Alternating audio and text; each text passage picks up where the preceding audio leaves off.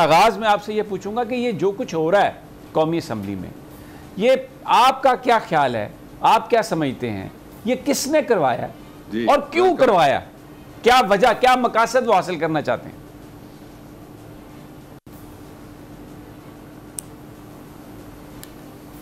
बिस्मिल्लाहिर्रहमानिर्रहीम। आपने बड़े अहम सवालात कर दिए। तो सबसे पहले आपने कहा कि क्या वजह है कि कौमी असम्बली में जो किया जा रहा है वो क्यों किया जा रहा है। उसकी एक सादा वजह है, मैं जो आपको बताऊंगा और लोगों को बात सारी समझ आ जाएगी कि पाकिस्तान का ये बजट एक टेस्ट केस था इस गवर्नमेंट के लिए भी, इस कौम के लिए भी और पाकिस्तान की मैशत के लिए भी। और उस टेस्ट केस के हवाले से दो पैरामीटर्स हमें जांचना होंगे। पहला पैरामीटर ये है कि इस वक्त 1.5 साल में सारी दुनिया की, आप अमेरिका से अभी चेकअप करा के वापस आए, मुझे बताया गया है, और अल्लाह आपको सेहत दे और सलामती रखे। तो आपने देखा वहाँ भी क्या सूरत है इकॉनमी की। आपने पड़ोस में जाएं तो भारत और ईरान को आप देख लें और बाकी जो यूरोप है उस पर आप नज़र मार लें। सारी जगह इकॉनमीज श्रिंक कर रही हैं, सुकड़ रही हैं, जकड़ी हुई इकॉनमीज़ हैं सारी जगह पे। सारी दुनिया के बड़े बड़े ममालिक जो दुनिया पे हुक्मरानी की दावेदारी करते हैं उनकी इकॉनमीज़ का भी ये हाल है। उनके मुकाबले में पाकिस्तान की जो हमें मिली वो एक बच्चा साइज़, बची कुची इकॉनमी थी। उसके बारे में जो एक हमारे मफरूर सहाफ़ी हैं और अपने फ्लैट्स में रहते हैं न्यूयॉर्क में, उन्होंने ये कहा था 11+ पे जाएगा और पाकिस्तान तो पता नहीं, उन्होंने कोई नेगेटिव से भी बड़ा नेगेटिव इन्फिनिटी कर दिया था कि मनफी में, मनफी से भी अगला मनफी से बड़ा मनफी कर दिया था। लेकिन उसका नतीजा क्या निकला कि आज जो मैं नहीं कहना चाहता, मैं आपको बताना चाहता हूँ कि आप ताज़ा रिपोर्ट पढ़ लें JP मॉर्गन की। ये मालियाती इदारा है, आलमी मालियाती इदारा है, जिसने 3 बातें कही हैं। पहली बात उसने ये कही है कि 4% से बढ़ जाएगा जो पाकिस्तान का GDP यानी इसका ग्रोथ रेट है, तरक्की की जो शरह है वो बढ़ जाएगी इस साल की बात करते हुए। अगले साल में कहा कि 5.9% हो जाएगी। ये उनकी तहरीरी रिपोर्ट है, ताज़ा तरीन रिपोर्ट है। फिर उन्होंने ये कहा कि सारी दुनिया के सरमायाकारों को मैं कहता हूँ, यानी उस इदारे ने कहा कि जाओ और पाकिस्तान में इकॉनमी चल पड़ी है और इकॉनमी आगे बढ़ रही है, इसलिए आप सरमायाकारी पाकिस्तान में लेके जाएं। ये दूसरी बात उन्होंने की। और तीसरा, उन्होंने जो अगला साल है हमारा उसके बारे में भी अच्छी पेशन गोइयाँ की। तो इस सूरत हाल में जो बजट दिया गया, ये पाकिस्तान की तारीख का पहला बजट है जिसमें किसी पे टैक्स लगा के खाने पीने की अशिया, बुनियादी ज़रूरत की अशिया, उन पर टैक्स लगा के उनको महंगा नहीं किया गया परपेचुअली। और अरबों रुपए दूसरी तरह से एडजस्टमेंट किए गए जो इकोनॉमिक टीम है हमारी उनकी तरफ से। आपको पता ही है कि हम मकरूज़ कौम है और अभी तक बहुत लंबा 50s से लेके अभी तक हम IMF में उसके कर्ज़ों के बोझ तले दबे हुए हैं। ये प्रोग्राम भी IMF के साथ पाकिस्तान तहरीक इंसाफ की गवर्नमेंट के जारी है। लेकिन एक बात मैं आपको बता देता हूँ कि अगर जो कर्ज़ों के ऊपर हम दे रहे हैं वापसी उनकी कर रहे हैं, पाकिस्तान की तारीख में किसी गवर्नमेंट ने इतनी ज़्यादा वापसी नहीं की जो इन 3.25 सालों में इमरान खान की हुकूमत ने वापसी की है।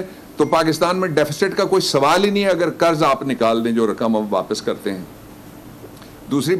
तीसरी बात यह कि उनको परेशानी ये थी, यानी तीसरा दिन है, ये भी एक वर्ल्ड रिकॉर्ड है कि लोग सुनते नहीं हैं। शहबाज शरीफ साहब को कहते हैं कि पहले आप डकैती वाले पैसे वापस लाएं फिर हम आपकी तकरीर सुनिए, ऐवान खड़ा हो जाता है। तो इसके बावजूद वो तीसरा दिन है तकरीर फरमा रहे हैं। उन्होंने एक सवाल ये भी बनता है, मुझसे आप पूछें या मैं आपसे पूछूं या कौम उनसे पूछे, समी इब्राहिम साहब के अभी तक उन्होंने कहा क्या इन 3 दिनों में बजट के बारे में? कुछ नहीं कहा। उसका सबब है कि उनके पास कहने के लिए कुछ नहीं है। ये इतना ज़बरदस्त किस्म का बजट आया कि इसकी हर जगह पजीराई है, ताजरों में इसकी पजीराई है, जो इकनॉमिक ग्रोथ देखने वाले हैं उनमें पजीराई है। हर वो तबका, यानी ऐसे लोग जो दूसरी तरफ के समझे जाते हैं, हुकूमत के मुखालिफ समझे जाते हैं, उनको भी कहना पड़ा कि बजट बहुत ज़बरदस्त है। अब इन्होंने, एक ये हो गया, दूसरा ये किया किसने? ये किया सारे का सारा जो मरियम ग्रुप के जितने अरकान हैं, आप नाम निकाल के देख लीजिए और उनकी एसोसिएशन देख लीजिए। वो शहबाज शरीफ की तकरीर नहीं सुनना चाहते इस ऐवान में। ये आप शायद किसी ने ना बताई हो बात, मैं आपको बिल्कुल ये बात बता रहा हूँ और ज़िम्मेदारी से मैं बात बता रहा हूँ कि मरियम साहिबा की ग्रुप के जितने भी लीडर्स हैं कौमी असम्बली के अंदर, आप मेरे ग्राई साहब से शुरू कर लें, किसी और जगह फैसलाबाद तक आप पहुँच जाएँ, वो नहीं चाहते कि शहबाज शरीफ साहब तकरीर करें, इसलिए उन्होंने 3 दिन तक हमला आवर होने की अपनी तारीख दोहराई। अब उनकी तारीख किस तरह से है? सबसे पहले यह कि आपको याद है कि बीबी के ऊपर क्या क्या फेंका गया था जब वो प्राइम मिनिस्टर थी। फिर आपको याद है एक प्राइम मिनिस्टर और थे, उन पर रोटियां फेंकी गई थी। फिर आपको याद है एक पे चूड़ियां फेंकी गई थी। फिर आपको याद है सुप्रीम कोर्ट के ऊपर हमला किया गया, ईंटें फेंकी गई थी और लाठियां फेंकी गई थी। फिर आपको याद है कि जो लाहौर का नैब का दफ्तर है उसके ऊपर घर से ले जाके रोड़े फेंके गए थे। तो इन्होंने तशद्दुद का रास्ता, जो अदम तशद्दुद के लिए कानून बनाने वाली जगह है, उसके सारे के सारे जितने भी कवानीन हैं और रूल्स हैं उनको बुलडोज और पामाल करते हुए इन्होंने तशद्दुद का रास्ता अपनाया। उसका नतीजा क्या हुआ? सबसे पहले मलिका बुखारी, अभी यहाँ बैठने से पहले मेरी वो वकील भी हैं, उससे मेरी बात हुई है और मैंने उनसे पूछा जब, तो मैं ये सुन के परेशान रह गया कि उनकी जो डॉक्टर हैं उन्होंने उनको ऑपरेशन थिएटर में ले जाके, इस्लामाबाद के बड़े मशहूर क्लिनिक है और अस्पताल भी है पिंडी में भी, वो उसमें ले जाके उन्होंने जब चेक किया तो उन्होंने कहा कि कॉर्निया को भी थोड़ी सी कोई चोट आ गई है। यानी मैं थोड़ी सी अपनी तरफ से कह रहा हूँ, ये उन्होंने मुझे बताया, वो मैं आपको अब बता रहा हूँ। एक वो हो गया। उसके बाद हमारे बलोच साहब पे इन्होंने ये बोतल से बाज नहीं आते, बोतल मार दी और वो भी जाके उनकी आंख पे लगी। मार मार के लोगों को निशाने इनके इतने हैं कि एक MNA साहब ने, अभी मुझे किसी ने बताया कि आलिया हमजा हमारी एक पार्लियामेंट्री सेक्रेटरी हैं, उन आलिया हमजा की गाड़ी को एक MNA ने अपनी गाड़ी मार दी है, उनके MNA ने।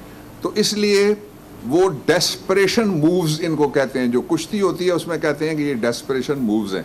ये इस बात से परेशान हैं कि बजट पे कहने के लिए कुछ है नहीं, और इनका मुआहदा हुआ था कि हम बैठे, जो हमारी हाउस बिजनेस एडवाइजरी कमेटी है उसमें टाइम तकसीम कर दिया गया। हमेशा होता है कि ये टाइम गवर्नमेंट का है, ये अपोजिशन का है, और बदला इस तरह से शहबाज शरीफ ले रहे हैं कि तीसरा दिन है वो खड़े हो जाते हैं, वो कहते हैं तकरीर मैंने ही करनी है। और मरियम है, उनकी जो ग्रुप है इस वक्त, वो शीन ग्रुप को मीम ग्रुप ने रोका हुआ है और वो उनको तकरीर नहीं करने दे रहे। ठीक हो गया। अच्छा डॉक्टर साहब, एक सवाल, कुछ खबरें इस तरह की भी आ रही थी, आपने भी थोड़ा भी जिक्र किया कि मुज़ाकरात भी चल रहे थे हुकूमत और अपोजिशन के, इजलास को कैसे चलाना है, और कमेटियों के हवाले से भी बात हो रही थी।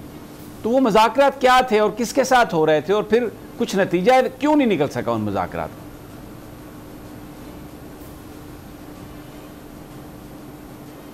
आप उस मजाकरात को ना वो रात वाला मजाक भी कह सकते हैं। ये जो मैं जिस मीटिंग की बात कर रहा हूँ, हाउस बिजनेस एडवाइजरी, ये अलहदा से मीटिंग थी और 3 दफ़ा मीटिंग हुई। जो वज़ीर आज़म के दफ्तर के थोड़ा सा ऊपर एक और दफ्तर है जिसको प्रेसिडेंशियल ऑफिस कहते हैं, ऊंचे फ्लोर पे है, स्पीकर साहब का उसको चैम्बर भी कहते हैं, उसमें मीटिंग हुई। 3 दफ़ा मीटिंग हुई। मीटिंग में एक ही बात वो करते रहे, और वो बात ये थी कि जनाब हमने ये गाली नहीं दी, जो पहले दिन जो गालियां दी गई थी ना, उसमें एक जानवर का नाम लिया गया था गालियां देते हुए। तो कहते रहे कि एक टेलीविज़न नेटवर्क की तरफ इशारा करके उन्होंने कहा जी ये तो आइडिया वहाँ से हमें आया है, आप कुछ कहना चाहते हैं तो हमें करें, अगली बात मैं नहीं कह रहा। एक ये उन्होंने कहा जो बड़ी गैर जिम्मेदाराना बात थी। दूसरा उन्होंने कहा, जिस तरह आज उनके एक MNA ने कहा है कि उनके पंजाब में जो उनके ख्वाबो ख्याल में, अदरवाइज़ तो बुल्ले शाह ने कभी गाली दी, वारिस शाह ने कभी गाली दी, पीर मेर अली शाह साहब का कलाम आप देख लें, आप खड़ी शरीफ वाले मियाँ मोहम्मद बख्श साहब का कलाम आप देख लें, और आपको दूसरे मज़ाहिब के भी लोग जो बड़े बड़े सुल्तान बाहू का कलाम आप देख लें, मेरे इलाके से हैं, जंग से हैं, गाए हैं। और ये इनका जो पंजाब है इनके दिमाग में फंसा हुआ है। हजरत सुल्तान बाहू आपके इलाके से हैं, मेरी अवान बरादरी में से हैं और हमारे सितारों में से एक सितारा हैं। अच्छा, ये एक पंजाब जिसकी ये बात कर रहे हैं, ये इन्हीं का पंजाब है, वो हमारा पंजाब नहीं है। आजकल उस पंजाब का लीडर जो है वो मुल्क से भागा हुआ है, मफरूर भी है, तायात नायल भी है, सजा याफ्ता भी है, वापस आने के लिए तैयार नहीं है।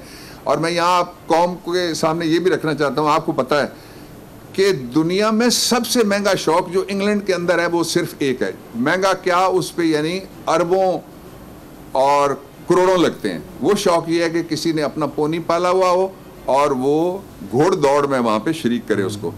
इनका जो ग्रैंडसन है नवाज शरीफ साहब का, वो अपने ग्रैंडसन के पोनी की दौड़ देखने के लिए, जिसको उस पर पता नहीं क्या क्या लगता है, मुझे उनके नाम नहीं आते, जो खेलते हैं वहाँ बैठ के गुड़ दौड़ में, क्या क्या लगता है, आपको भी नाम नहीं आता होगा, तो इनको तो पता है ना, इसलिए कि वहाँ वो देखने के लिए गए, ये वो अपना इलाज करा रहे हैं।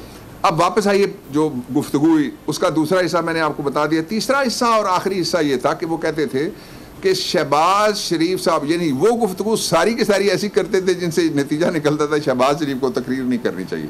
मैं गुफ्तगू नहीं शेयर कर सकता, प्राइवेट गुफ्तगू है, आज भी गुफ्तगू हैं, गुफ्तगू करते हैं, अभी उस गुफ्तगू की गुफ्त भी नहीं होती और रफ्त भी नहीं होती और वो गुफ्तगू ख़त्म भी नहीं होती, नीचे आगे उस गुफ्तगू को तोड़ देते हैं। जो ही वो जो पार्लियामेंट हाउस का अंदर वाला हिस्सा है जो नीचे, उसको कहते हैं वेल, आगे वाला, उसको वेल में पहुंचते हैं, जब तो कुएं में पहुंचते हैं तो पता लगता है कि आ रही है चाय यूसुफ से सदा, और वो सदा ये होती है कि गाली है। वो इतने यानी जिस तरह से वो गालियां देते हैं बेरहमी के साथ और बेशर्मी के साथ, मैं क्या कह सकता हूँ किसी के बारे में, मैं गालियों वालों को ही कह सकता हूँ कि वो खुदा का खौफ करें कि वो क्या मैसेज अपने घर वाले भी उनके देखते हैं, हमारे घर वाले, आपके घर वाले भी देखते हैं। अच्छा, तीसरी और आखिरी बात मैं इस पर बड़ी दिलचस्प है, वो मैं आपको बताना चाहता हूँ, वो ये है कि उन्होंने 2 टीमें बनाई हुई हैं। एक टीम नवाज शरीफ और दूसरी टीम जो है वो शहबाज शरीफ। शहबाज शरीफ जब भी राब्ते होते हैं तो वो कहते हैं कि ठीक है ये करके, तो फिर ठीक है, हम आइंदा प्राइम मिनिस्टर की तकरीर में भी नहीं बोलेंगे। लेकिन दोनों का मुद्दा सिर्फ एक होता है कि हमारी बात सुनो। ये ऐसी पार्लियामेंट है जिसमें ऑपोजिशन बात नहीं करती, गाली देती है, ऑपोजिशन गाली नहीं देती, मारती है। लोग देखो ना, इतनी हैसियत जिसकी बनती है कि वो नीचे से उठा हुआ आदमी जाए, कोई बाहर से आया हुआ आदमी जाए, कोई प्रोफेशनल जाए, तो वो गाली लेने के लिए या बोतल सर में खाने के लिए या आंख में चोट लगवाने के लिए या गाड़ी को टक्कर मरवाने के लिए वहां पे जाता है। कुछ खुदा का खौफ करना चाहिए इनको। तो इनके अंदर की जो ग्रुपिंग है उसका मुजाहरा नीचे आके होता है। ठीक हो गया। नाम उसको और देते हैं कि ऑपोजिशन है, ठीक हो ऑपोजिशन नहीं है, ये अंदरूनी ऑपोजिशन है, शरीफ खानदान के इंटरनल ऑपोजिशन है, और नून लीग के जो अंदर जो ग्रोह हैं 3, उनकी आपस में ऑपोजिशन है। इसीलिए पीपल्स पार्टी अलहदा बैठी रही, इसीलिए मौलाना फजलुर रहमान अलहदा बैठे रहे, इसीलिए जो कुछ और आज़ाद और बाकी पार्टियां हैं जो इलाकाई, वो भी अलहदा बैठी रही, वो इसमें शामिल नहीं हुई।